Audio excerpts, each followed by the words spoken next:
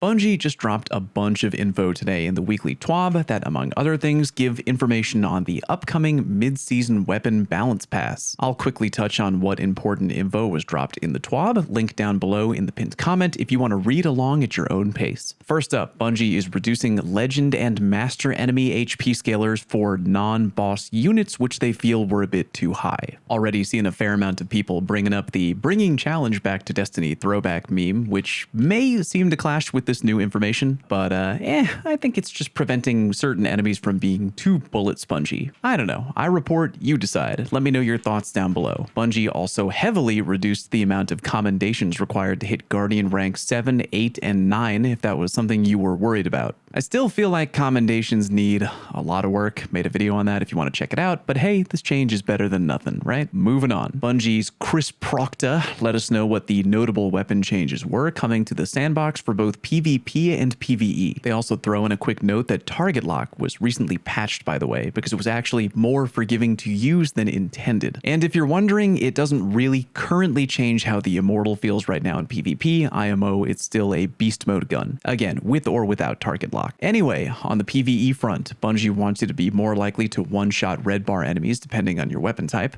and even in Grandmasters, they want to shave down how many shots it'll take to kill both red and orange bar enemies. They do make a note to add that they ain't done with tuning damage in PvE, this is just kind of a starting point. Auto rifles. They don't want them to beat enemies quicker than SMGs, but they want to close the gap between auto rifles and SMGs. And for that reason, auto rifles are getting a 25% damage buff in PvE, again against red and orange bar enemies. And by the way, now that Quicksilver has been patched to finally do that extra 40% damage we were promised earlier, might be a good time to dust that bad boy off. Pulse rifles and hand cannons are also getting a buff in PvE. Pulse rifles have strong competition from scout rifles, and sidearms have strong competition from SMGs. And I guess they just want hand cannons to feel like they pack more of a punch in PvE. All three of those weapon types will be getting a 20% damage buff in PvE, again against orange and red bar enemies. Bungie mentions they're worried about buffing scout rifles too much because they have Omega range by design, and they don't want people posting up 10 blocks away to plink down all their enemies from afar. TLDR, scout rifles are getting a buff, but only by 10%. SMGs and bows are getting a big fat helping of jack shit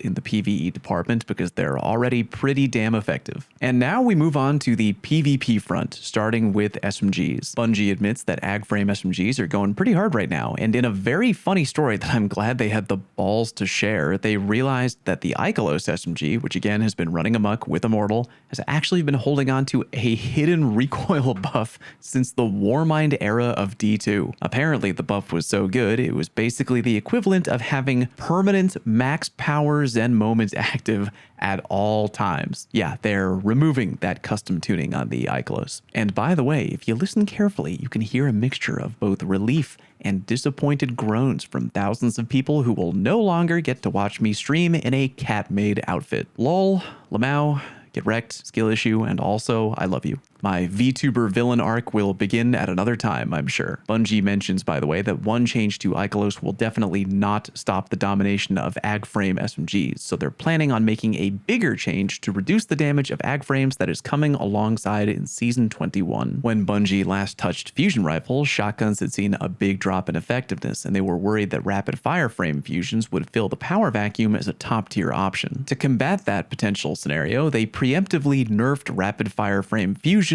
pretty badly. But now though, they think they're safe to walk back that change just a little bit. Rapid fire frame fusions are getting their burst damage up from 27.2 damage per bolt to 28.9 damage per bolt. TLDR, any Resil Guardian in PvP will get killed by 7 bolts total. I may have to make a video on this at another time, but I'm straight up telling you right now, craft this fusion rifle. It's the iterative loop fusion rifle. You can get it by farming heroic patrols on Neomuna. I made a video on that farm when Lightfall came out, and the heroic patrol farm is still a great way to get Neomuna deep side drops. Craft it now, it will be a monster, and please click like on today's YouTube video if you want me to do a deep dive on that fusion rifle maybe next week. I'm also going to say, by the way, there's a chance that this buff to fusion rifles might maybe go badly. Just want to go on the record and say I can prepare for it. I'm definitely going to, but I don't know if we need it. Basically, I'm thinking things might get a little too wild, but I guess we will see. Trace rifles are kind of in a weird spot. In the right hands, they can pop off, but they can also be a little bit tricky to use. It seems Bungie doesn't want to nerf them too much because it might turn PvP into a hell world, so they are deciding on the following change, which they will continue to keep an eye on. Improved damage by 4%, reduced crit multiplier, but don't worry, you're still going to do more damage with crits than you're doing right now due to the improved damage overall, and increased how good stability is at reducing incoming flinch when you're wielding a trace rifle. Basically, if you're at 100 stability on a trace rifle, you will take 10% less flinch than you're taking right now. They're gonna scale that down at lower levels though, so it's sounding like crafting a max stability trace rifle for PvP might actually be a play. Rapid fire sniper rifles are also in kind of a weird spot right now. They don't want to make it so they can go back to killing with 2 body shots because that just kind of makes them a roided up scout rifle, and in PvE you have a constant nagging feeling that you're always low on ammo. To fix those pain points, Bungie is doing the following: reducing recoil by 50%,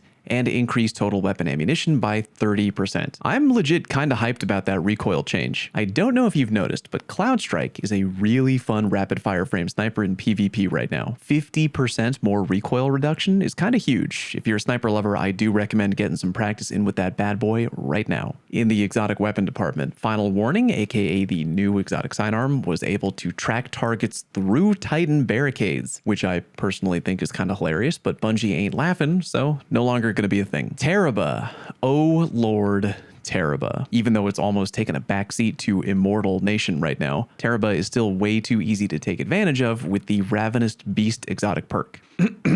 Savvy players were often able to bait or take small chip damage, like standing in a grenade to top off their exotic perk, and then whip it out after just one engagement. And again, Bungie felt that was too quick. Oh, and the zoom on Teraba is an outrageous 16, which, I mean, yeah. In short, the amount of Ravenous Beast energy generated when taking damage is going down from 3 to 1%, and they're reducing the zoom from 16 to 15. Revision 0, aka the tank top rifle. 4th times the charm working when Revision went into Hunter's Trace is fun, but it did cause a few issues. To fix it, 4th times the charm will now be reset when entering Hunter's Trace. Also, increased PvE damage of Hunter's Trace rounds by 25%, and increased PvE damage of the Hake Heavy Burst rounds by 75%. Damn. In some kind of fun news, at the beginning of Season 21, Bungie plans on reworking a lot of reticles to better display in-game information. For example, Ace of Spades showing you on your weapon reticle how many shots of Memento Mori you have, or Vex Mythoclast showing how many linear fusion rifle shots you have. Huge change, actually really badass. Golf clap on that one, Bungie. At the launch of Season 21, again, expect those reticle changes along with the full ag frame SMG nerf,